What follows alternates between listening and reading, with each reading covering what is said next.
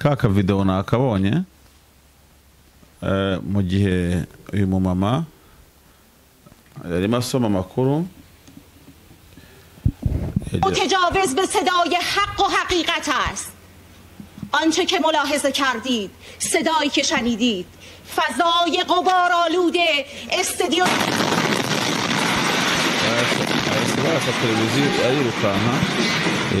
amakuru yavugaga ngabo bise bacanga kuko yarimo avuga amakuru agiye kumva yumva pa baramuturikije bahore wumve.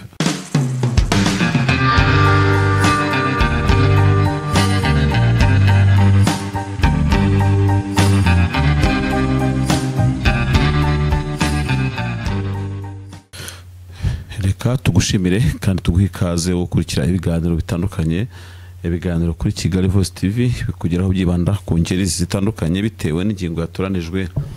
Twahisemo kubazanira ingingo ivuga ku buryo bw'umwihariko byinshi bigenda bivugwa ku ntambara ya Israel ndetse na Palestine, iyo twise ngo ni special Iran Israel, kugira ngo wenda tuzatubivanga kuko urumva hari amakimbirane menshi muri iki gihe. Hari bivugwa muri Congo DRC n'amakimbirane ariho, umuntu yavuga ko avugwa cyane mu makuru. Hari ibivugwa mu ntambara zitandukanye ku isi, ariko byinshi byibanda ku ntambara politiki na diplomasi. Twifuje yuko by'umwihariko twaca akarongo kuri Israel na Iran, tukaba tubagezaho update magufi adafashe iminota myinshi, ariko avuga uko ibintu byifashe at least mu masaha 28 uko twagiye dushobozwa nuko twagiye tubona umwanya mu buryo utworoheye. Ubu rero mu by'ukuri umuntu yavuga yuko ikizweho cyane kuri intambara ya Israel na Iran, nkuko tukomo kubibona mu nyamakuru bitandukanye, amakuru dukesha ibitangazamakuru byaba Deutsche Welle na radio mpuzamahanga y'Abadage La Voix d'Allemagne. Ndabona kubijyanye n'ikigezweho tuvugana ari uko igisirikare cya Israel kimaze kurasa no gushwanyaguza televiziyo y'igihugu ya Iran. Banditse ngo Israel strikes Iranian state TV in a new attack on Iran. Ngo igisirikare cya Israel cyarashe bidasubirwaho inzu ikorerwa muri televiziyo ya Iran. Ni mu video gakomeje gucicikana, aka video gakomeje gucicikana ku mbuga nkoranyambaga. Umuntu yavuga yuko rwose bitari ibanga namba muri ako video, aho ubona yuko Israel yashegeshe kabisa iyo nzu, bitari mu buryo bw'inyubako gusa, ahubwo umwe mu presenter warimo uyivugaho umudamu yarimo avuga amakuru n'ibyavugwaga, yumva televiziyo irashwanyutse. Muri ako kanya abantu batangira gusakuriza icyarimwe bavuga ngo Allah Akbar. Bigaragara ko bari bagabweho igitero gikomeye na misile z'indege ziratwa indege za Israel zari zirashinyine ku cyicaro cy'iyo televiziyo kiri muri Iran. Niyo nkuru rero urebye irimo kuzenguruka hano ku mbuga nkoranyambaga zitandukanye. Ako ka video rero reka ndebe uko nibuka kavugaga, kugira ngo niba kari hafi tukarebe, niba kari kure kandi nabwo turakomeza tugashakishe kugira ngo tukabagezeho uko kavuga. Uko biri kose rero intambara muri kiriya gice ikabikomeje kuriyogoza, niko je nabivuga kabisa. Ikomeje kuyogoza ibintu,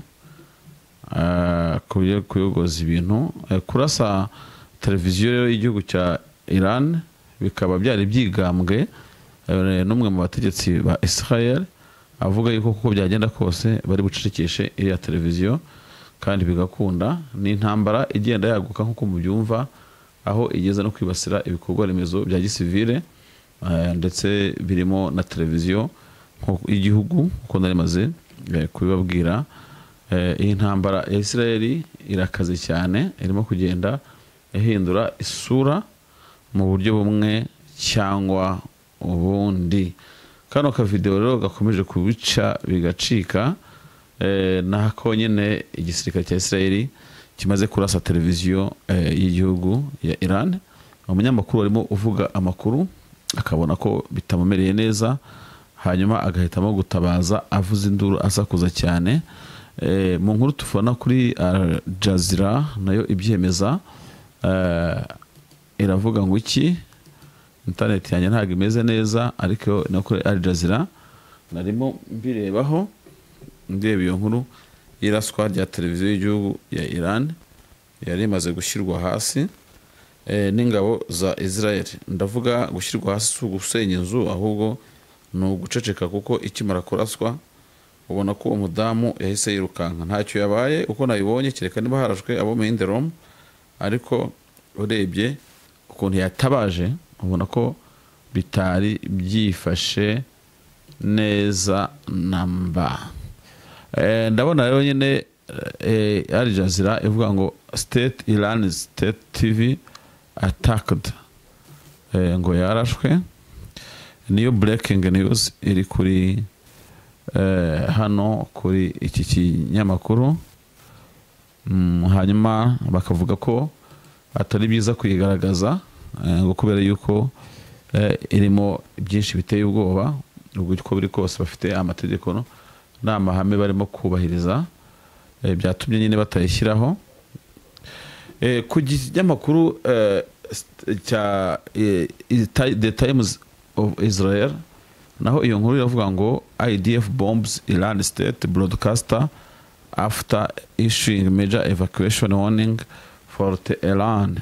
Kuvuga ngo n'ubundi Israeli yari yamaze gutangaza yuko iri busenye iyo televiziyo, gusa yari yabanje gutangariza abaturage ko bagomba kuva iruhande rwayo kugira ngo ibone uko iyishwanyaguza.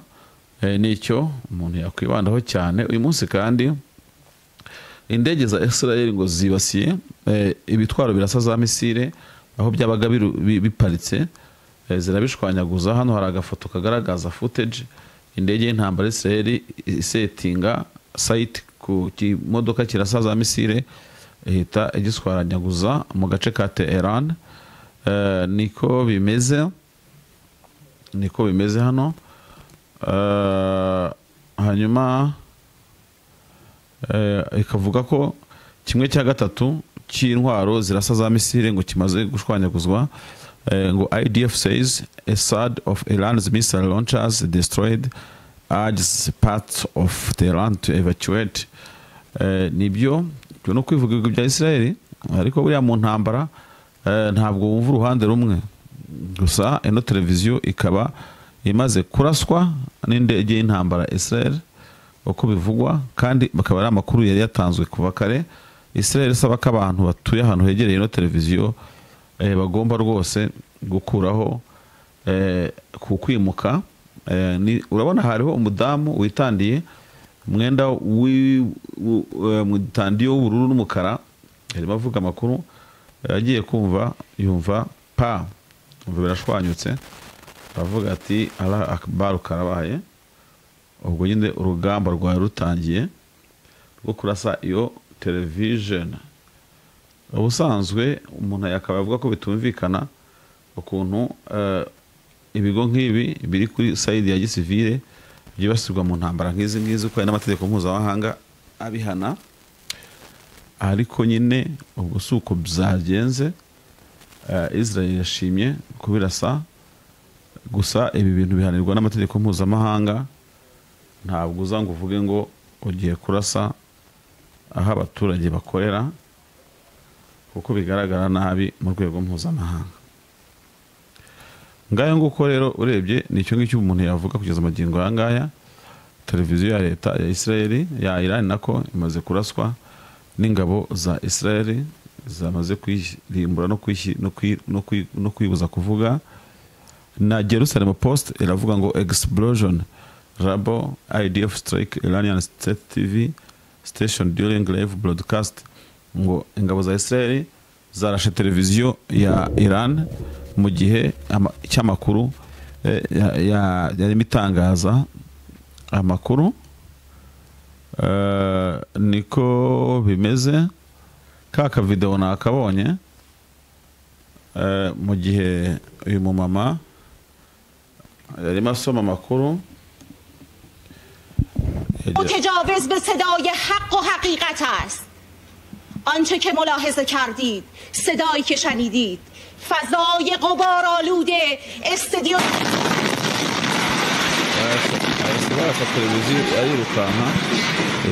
amakuru yavugaga ngabo bise bacanga kuko yarimo avuga amakuru agiye kumva yumva pa baramuturikije bahore wumve. Reka n'ubundi dukomeze tubagezeho rero amakuru ajyanye n'amakuru agezweho, aho twavuze ko twiri bwibande cyane cyane ku makuru arimo kuvugwa mu burasirazuba hagati ndetse n'amakuru y'intambara by'umwihariko. Ahangaha ntabwo tuzanamo ubusesenguzi bwinshi oya, nkuko rero twari twabiteguye twakoze amakuru dushaka kuvuga nyine ibigezweho muri amasaha 24 ariko hicomekamo umunsi, niyo mpamvu tuzaniye hamwe ibyo muri aya masaha ndetse n'ibyo masaha 24 atambutse kugira ngo byose tubitwarire hamwe. Ushobora kuva mu masaha 48, ushobora kuva mu masaha 6 ashize, ushobora kuva mu masaha 2 ashize.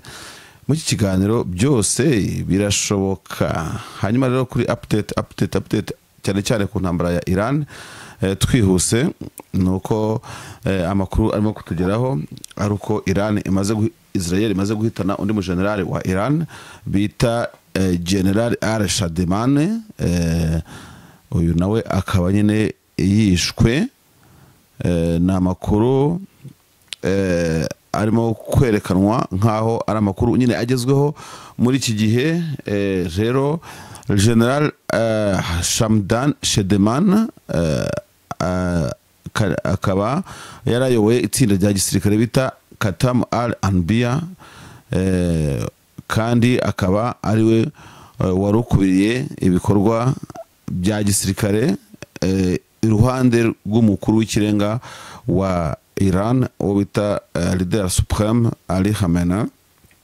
Mu by'ukuri nyuma y'aho hivuganywe abari abasirikare bandi barimo uyobora ingabo za Iran Bagheri ndetse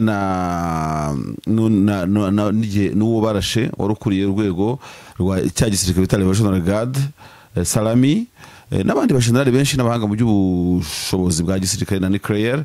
Reba ukabona ko nyine noneho hibasiwe n'uyu mu general warusigaye yegereye cyane ku buryo bukomeye umukuru w'ikirenga wa Iran. Aya makuru murumvamo nyine ayuko Israel yarashe na radio ya Iran na televiziyo mwabyumvise, gusa radio ya Iran ikaba yasubiye gusubira ku murongo ikumvikana nyuma yaho umunyamakuru yarasiwe muri studio ariko akashobora kurokoka. Amakuru tubona mu bitangazamakuru bitandukanye nuko muri kiriya gitero cyo kuri televiziyo Iran haguyemo abanyamakuru 3 cyangwa se abakozi 3 bari mu kazi. Tukira ngaha ariko imijyi ya Israel nayo ikomeje kuba targeted munsi, aho barashwe muri Tel Aviv amagorofa menshi akajya ku butaka, ndetse ariko imibare y'abapfuye ntabwo igenda izamuka cyane. Urebye nibyo ngibyo umuntu yavugaga, nibyo ngibyo amakuru akomeje kutwereka. Rero hakakomeje kurasana ku mpande zombi, ndetse Tel Aviv nayo ikaba iri munsi y'umuriro w'amabombe ya Iran. Bamwe baravuga bati no kubera iki Israel itarimo kugera ku ntego yihaye zo kurimbura no gushwanyaguza burundu inganda za Iran hariya muri ya bitero bibera muri Israel. Ariko abakubwira bakakubwira ko Israel ngo yagiye ititwaje ibitwaro byose bikenewe, kubera yuko ikeneye ibitwaro bitangwa ni GBU 57 bishobora gupenetratinga mu kuzimu ahubatse inganda za nuclear ndetse na misile za Iran. Babyubatse mu kuzimu kusumba metero 100, ariko biriya bibombe bikaba niyo gikabije kuri metero 80 cyakubise impyisi inkoni. Rero ibyo Israel igira byose ntifite bombe zihagije zo kuba yasharinga ngo ishwanyuze ibyo birindiro bya n'inganda za Iran ngo ibigereho. Cyokora abahari kuri surface ibyubatse ku butaka hejuru byo birashoboka, nka Natanz yarabishoboye n'ahandi, ariko hari nk'ahitwa Fardo hari inganda zo hasi no hejuru. Urumva rero kandi ahakora ibikomeye ni mu kuzimu cyane. Iyo nayo urumva ko ari challenge ya Israel kutagira amabomba penetrating cyane, ariko noneho nubwo ya penetratinga akaba adafite ubushobozi bwo kurenga metero 80 kandi hari Irani yashyize kuri metero 100 byumvikana ko byagenda kose intambara izasozwa n'ibiganiro ntabwo Israel yasenya ibyo bintu ngo ibigereho ngo ibishobore kandi bikaratinywa yuko Amerika nitanga ibyo bisasu bya GBU 57 izaba nyine yinjiye mu ntambara ku mugaragaro ikaba nayo ishobora kwibasirwa ku bintu bifite mu burasirazuba bwo hagati cyangwa se bigatuma ibindi bihugu byinjira mu ntambara bitari ngombwa. Muri make nibyo umuntu yavuga kuri iyi ntambara. Ibindi rero twakomeza tukabireba gusa Tel Aviv, Haifa ndetse na Jerusalem biri mu muriro ugurumana. Ndimo kubireba hano kuri France 24 ndetse ibihugu nk'Ubufaransa bikaba byatangiye gusaba ko habaho ibiganiro kurusha ko ibihugu byakomeza gutera ibibombe. Ikindi kandi twanavuga nuko umujyi wa Kiev reka naho tuvuge wabyukiye mu mvura y'amasasu barenga 40 bakamaze kwitaba Imana aho amabombe ya Israel ya Russia atabahaye agahenge. Umujyi wa Kiev n'umugwa mukuru wa Ukraine warashwe bikomeye ku rwego rw'uko utigeze ubona amabomba angana gutyo. Ubwihisho bw'abaturage ndetse n'uburyo bwo kurinda ikirere cya Kiev muri Ukraine ntacyo byamaze kuri za misile kahabutaka za Russia. Uyu munsi ni intambara ni saga sinakubwira hasi hejuru. Urabona ko mu by'ukuri sirimo kugenda igana habi h'intambara. Nta mahoro ari mu isi niko abemera babivuga. Ari kuva muri Jerusalem ugaca muri Kiev ugakomeza muri Tehran ubu hose nta numwe wavuga yuko atuje. Ikindi rero Trump yavuye mu nama ya G7 igitaraganya yihuta cyane kugira ngo arebe harise uko yajya kwaranja ibibumereye nabi. Ni inama yabereye muri Alberta hariya mu gace ka Canada y'uburengerazuba. Iyi nama rero tukaba twiteze no kureba imyanzuro iri buvemo gusa Trump yayivuyemo yikubise yurira indege ye arongera aritahira. Reka rero nanone mbashimire ko muri kumwe nanjye na Kigali Voice TV kuri no news update vis-a-vis kuri intambara ya Israel ariko niya Ukraine bayitwayinjizamo nta kibazo n'amakuru ku ntambara yihuse. Ngibyo rero hanyuma rero wa munyamakuru wari kuri televiziyo iraswa kiruka bamwita Saha Emami yahise yirukanka ariko agize amahirwe n'ibyamuhitana bihitanwa n'undi wese akaba arimo agaragara nk'intwari mu rwego rw'itangazamakuru kubera gutongana kuri televiziyo no mu makuru ariko Israel ikamuhusha nuko nyine. Ibuka za nzozi warota gukorera ahantu heza utuye mu nzu nziza y'amakaro abengerana. Ryari hishukirwa rikumenyesha ko muri African Global Construction Limited tugufitiye amakaro akorwa n'uruganda rwa Millennium Tiles Uganda. Niba uri kubaka cyangwa ukaba uri kuvugurura inzu yawe dusange muri African Global Construction tuguha amakaro afite ubwiza mu mabengeza ateye ubwuzu kandi mu moko atandukanye. Tubafitiye kandi rangete zikorwa n'uruganda rwa Kigali Plastic Limited. Wadusanga aho dukorera mu Gakiro ka Gisozi mu nyubako ya Golden Plaza iri ruhande rwa Twiga Plaza. Wanaduhamagara kuri telefone 0788309274 no kuri 0788357073 cyangwa kuri 0788815596.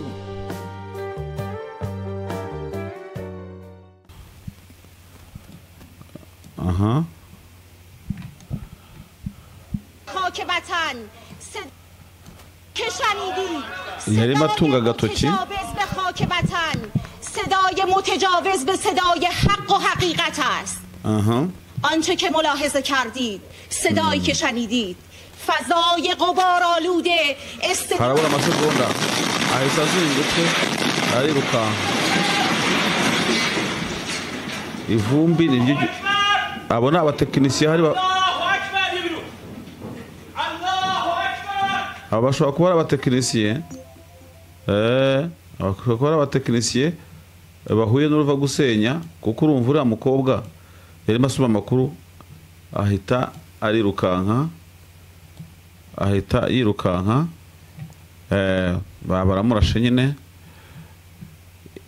hanyuma rero nyine Irani kandi bikaba byabaye mu gihe muri iki masaha y'icamunsi Minisitiri w'ingabo wa Israel Katz yari yatangaje ko propaganda ya Iran ndetse n'ibituruka mu kanwa kw'abanyamakuru bayo ngo mu gihe kidatinze ngo bigomba kuburirwa irengero rwose. Niko hano hantu bavuga, niko iki kinyamakuru cya Jerusalem Post kibivuga, ngo kandi yongeyeho yuko abaturage bahaturiye bagomba kuva aho bari kugira ngo bataza kugirwaho n'akaga. Mu rurimi rw'icyongereza ruragira riti ngo Katz yavuze ngo Iranian propaganda and incitement of peace is on its way to despairing. Ati rwose propaganda ya Irani ndetse n'icengezamatwara na propaganda zituruka mu kanwa kabo ni bugufi bikazimira. Yongeyeho ati he added that evacuation of the surrounding residences has begun, ko ngabahaturiye baturiye televiziyo bagomba kwimuka. The IDF had area struck a military base in western Iran.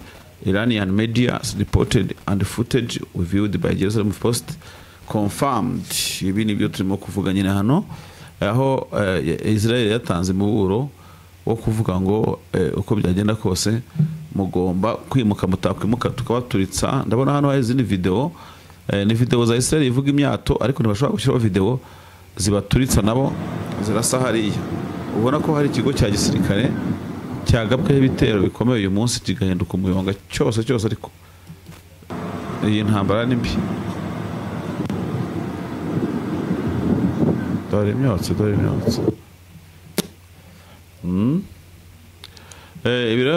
Iki kigo cyagabweho igitero cyo ntabwo kivugwa, ariko umuvugizi w'igisirikare cya Israel mu rwego rw'icyarabu Avichai Adler yavuze yuko abaturage bo mu gace ka Tehran muri quartier bita Parisian ngo bagomba kwimuka kandi bakava aho bari kubera ko isaha hari bubere ibibazo bikomeye cyane. Hanyuma abakuriye ikigo cy'isi gishinzwe ibitwaro bya kirimbuzi baravuga ko uburyo ibintu byifashe n'amasite ya nuclear arimo kuraswa ngo bishobora kuzaviramo abanya-Iran ibibazo byinshi bijyanye n'ihinduka ry'ubuzima bwabo, kubera ko uburozi buri muri ibyo bigo bishobora kuzivanga mu buzima busanzwe bikaba ikibazo. Ikindi muri abaturage b'Abakurde ngo barasaba aho bari hose kwigaragambya, ngo bigaragambiriza ibirimo gukorerwa Iran. N'amakuru arimo kuvuga ku isi muri rusange, bakavuga ngo hano hakaba indi nkuru isesenguye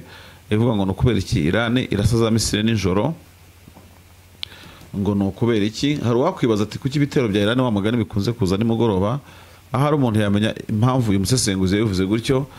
Avuga ko rero mu by'ukuri Iran ikunze kugaba ibitero nijoro, za misile zayo ngo zidakunze ku manywa. Abantu bakaba bakomeje kwibaza impamvu Iran Prot ifite umwijima igakomeza kubikora mu gicuku aho kugira ngo ibikore ku manywa. Abantu bati ese ni amasaha bayahuye n'igihe babipangiye cyangwa se birabujijwe gutera ku manywa? Ese niko mu by'ukuri bateguye intambara yabo ishushanyije ko barwara nijoro, nibwo buryo baragurijemo mbega, cyangwa tekinoloji yabo ikora nijoro? Ni ibintu abantu bakomeje kwibaza ari benshi. Hanyuma rero abo bahanga bakavuga ngo iki, bakabivugaho iki? Bakavuga ko ngo misile za misile ngo kandi ngo uretse misile ziguruka ubwazo zijyanye, ngo bitandukanye nuko haba hari misile ziraswa n'indege zitwawe na za jet z'intambara. Ngo izi misile ngo ni ikintu gikunze kwihuta mu buryo bwo kutayoba gikoreshejwe na oxygene ihagije ibiri mu kirere.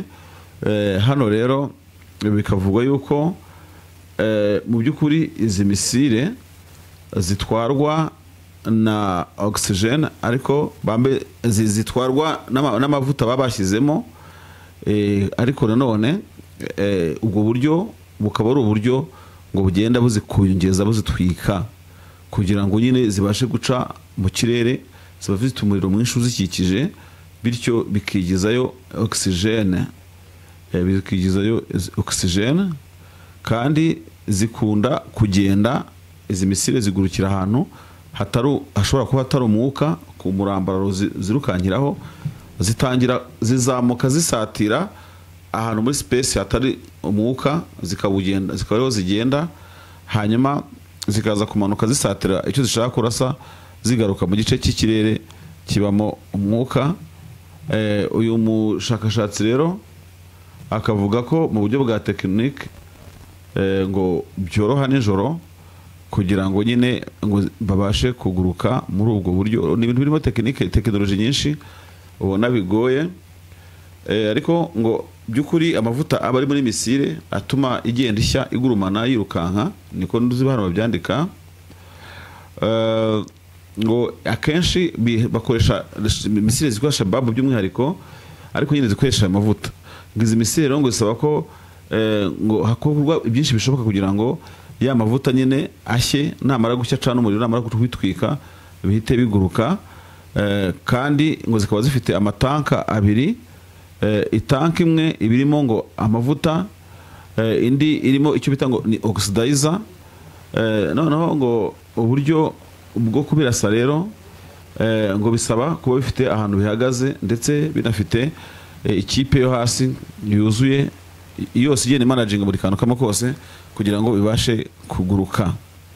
Ibi rero ngo bituma iki gisasu kirukanka ku rwego rukomeye, kandi bikaba byiza iyo kigurukira ahantu hatabonwa n'indege cyangwa se n'amasatelite, harimo ubwihisho bw'amasatelite atandukanye, cyangwa se indege z'intambara zicungana nabyo, ngo kugira ngo rero ngo hagabanyuke risike zo kugira ngo kibe cyabasha kubonwa n'ibyo tumaze kuvuga ruguru.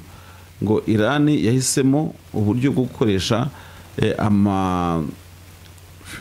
ngo gukora nijoro, ngo mu gihe biba bigoye cyane ko ubasha kubona igisasu yakibona ku buryo bworoshye. Nkibaza none se nijoro ahubwo si ubwo muri igisasu kigaragara.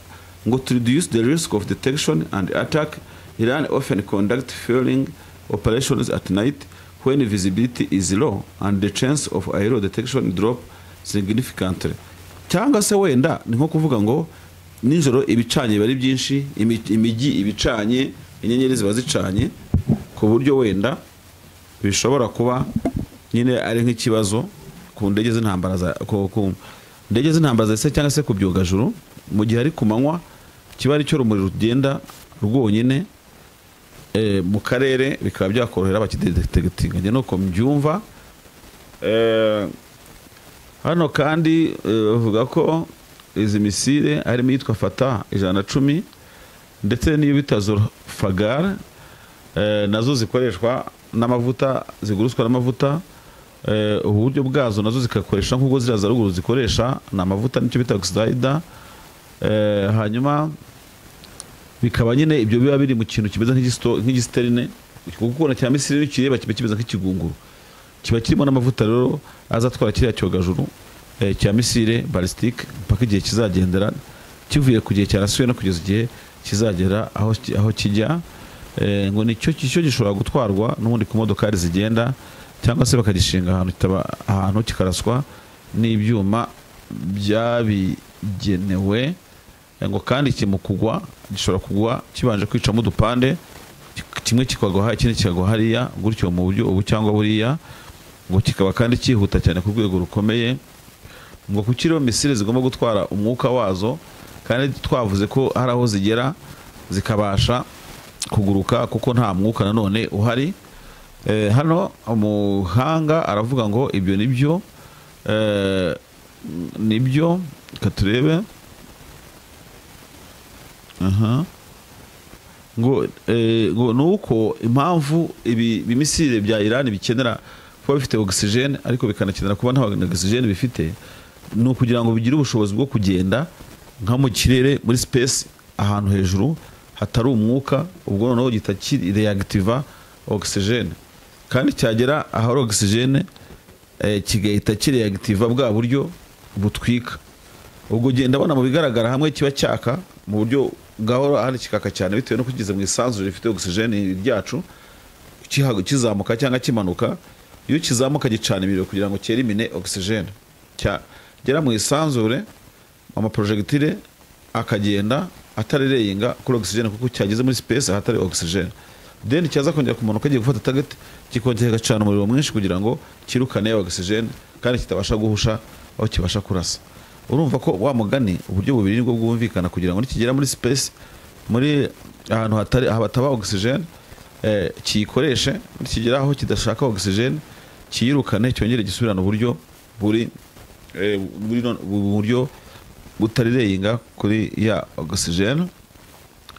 Ibindi ndabona ari byinshi by'abantu babikora, ni tactique ihambaye.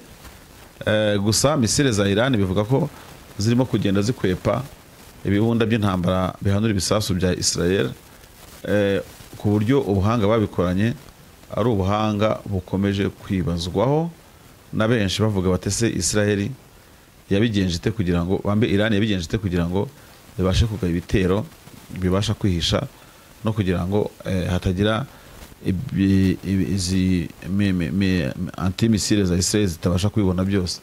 Hanyuma tuyirutse tunyagana ku musozo wa wino update ngufi, biravuga ko Amerika yatangiye gutegura indege zayo zagenewe kongerera amavuta izindi mu kirere, ibyo bita aerial tankers, ngo ikaba yazerekeje mu karere k'uburasirazuba bwa hagati. Bishoboka ko wenda Israel zimaze kuba nke cyangwa se Amerika ishaka kwinjira mu ntambara kugira ngo abagiye ku rugamba babashe kubona indege zibongera amavuta bari mu kirere batari bagaruka kunywesha aho baturutse. Muzi neza ko itsinda ry'indege rigiye gukaba igitero rijyana n'indege by'umwihariko izigiye kurwana, kurasa, izikoreye amavuta ngo ziye zizinywesha zikiri mu kirere zitarinze kugaruka mu bihugu byaturutsemo.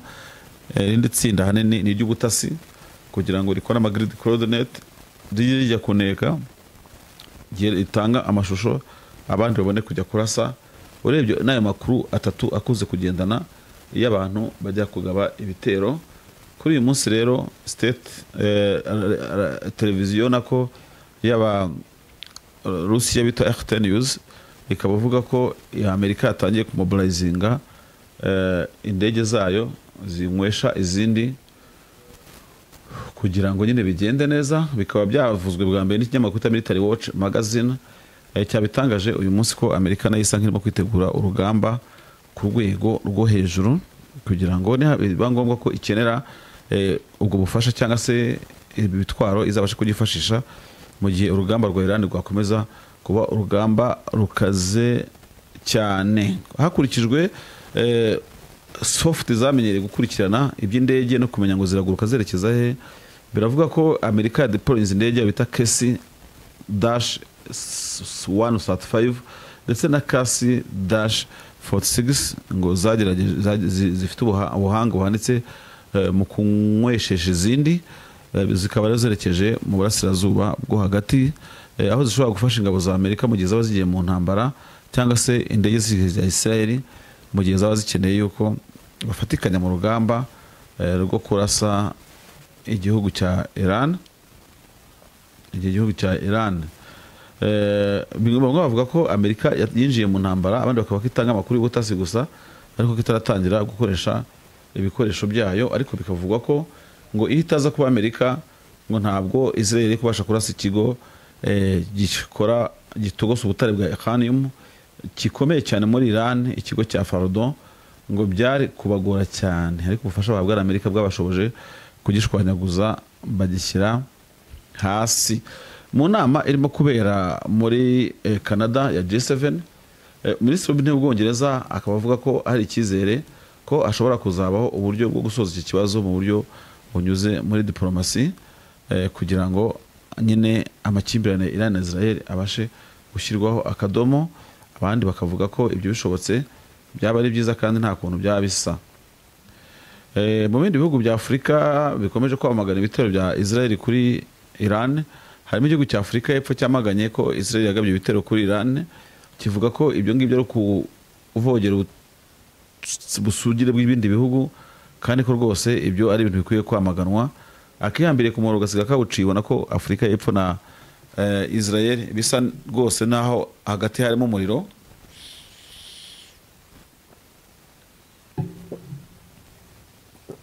nguko rero ibiro bishinzwe imibano n'amahanga bya Afurika y'Epfo ni ibiro bitwa Department of International Relations and Cooperation, byavuze ko bitangazwa cyane no kubona ibyo Israel ihora yigira, ivuga yuko igomba kurasa uwishatse yose. Hanyuma rero n'umuvugizi wa Minisiteri y'Ububanyi n'Amahanga wa Afurika y'Epfo Ronald Lamola nawe akaba yabyemeje, avuga ko ibyo ari ikintu kijyanye no gusuzugura ibindi bihugu, ko ndetse Israel igomba guhagarika ibikorwa byayo ari byo kurasa igihugu cya Iran mu gihugu bindi bya Afurika ubona ko byicecekeye nta kintu byakunze gutangaza. Afurika y'Epfo ikaba yavuye mu ako gacerere, iravuga uti ni gute mwikora mukarasa ibindi bihugu ko mwiboneye kose, ninde wahaye ubwo burenganzira? Dusoza rero tuva kuri iyi ngingo,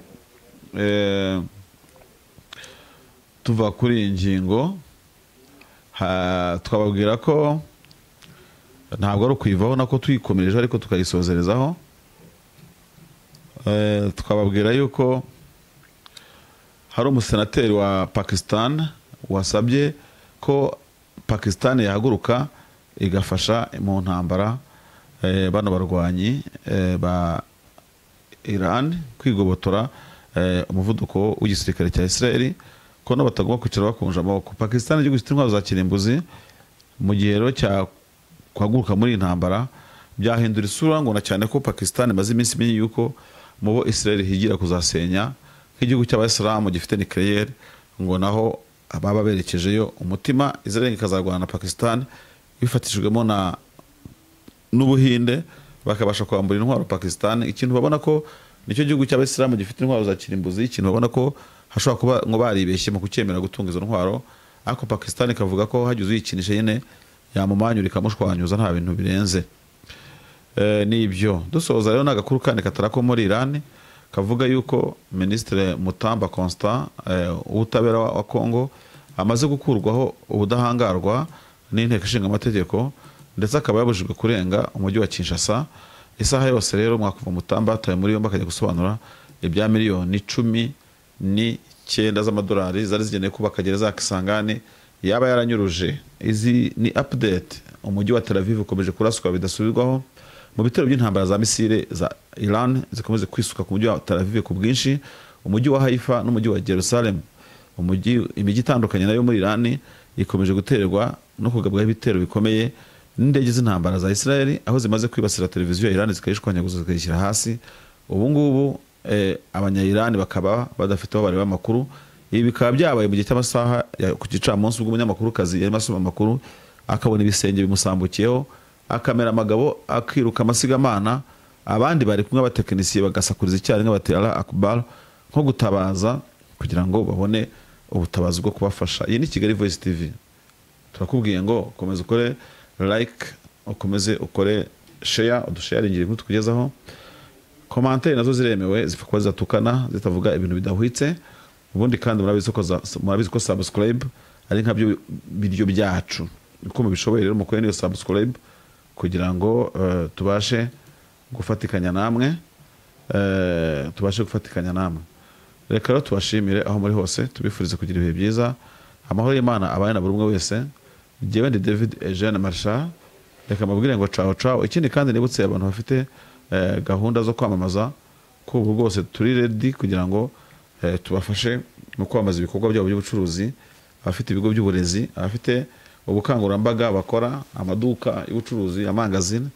Buri umwe wese ku buryo bwe business cyangwa iriya wayanyuza kuri Kigali Voice TV ikagera ku rugamba n'imbaga nyinshi igukurikira aho iri hose. Aba diaspora kandi namwe ntimuzasigare. Tubifurije ibihe byiza, ciao ciao, mugire ibihe byiza muri kumwe na Kigali. Ibuka za nzozi warota gukorera ahantu heza, utuye mu nzu nziza y'amakaro abengerana. Ryari hishukirwa rikumenyesha ko muri African Global Construction Limited tugufitiye amakaro akorwa n'uruganda rwa Millennium Tiles Uganda. Niba uri kubaka cyangwa ukaba uri kuvugurura inzu yawe, dusange muri African Global Construction tuguha amakaro afite ubwiza mu mabengeza ateye ubwuzu kandi mu moko atandukanye. Tubafitiye kandi rangete zikorwa n'uruganda rwa Kigali Plastic Limited. Wadusanga aho dukorera mu Gakiro ka Gisozi mu nyubako ya Golden Plaza iri ruhande rwa Twiga Plaza. wanaduhamagara kuri telefone 0788309274 no kuri 0788357073 cyangwa kuri 0788815596.